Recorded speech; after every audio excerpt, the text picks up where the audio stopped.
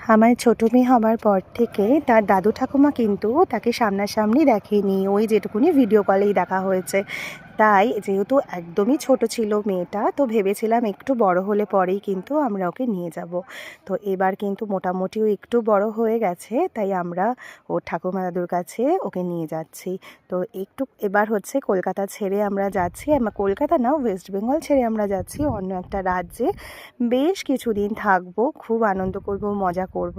তো আমাদের প্রত্যেক দিনের ব্যস্ততা ছেড়ে একটা নিরিবিলি পরিবেশ আমাদেরকে সত্যিই একটা অন্যরকম আনন্দ দিয়ে দেয়। আর তারপরে যদি সেটা হয় আমার মেয়েদের নিজের বাড়ি।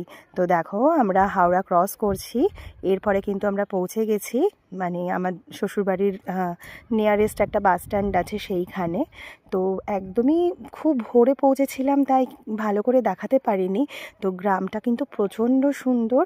আমরা এখন টেম্পো গাড়িতে উঠে পড়েছি। তো এরপরে কিন্তু আমাদের বেশ অনেকটাই সময় লাগবে ও ঠাকুমার বাড়ি পৌঁছতে, প্রায় 40 মিনিটের মতন তো লাগবেই। তো সকাল হলে পরে খুব মানে ছোট ছোট করে আমি ভিডিও করে দেখাবো, কিন্তু যেহেতু আমরা পৌঁছেছিলাম একদম ভোরবেলায়, তখনও তো আলোটা ঠিক মতন ফোটেইনি বলে আমি ঠিক মতন ভিডিও করতেই পারিনি।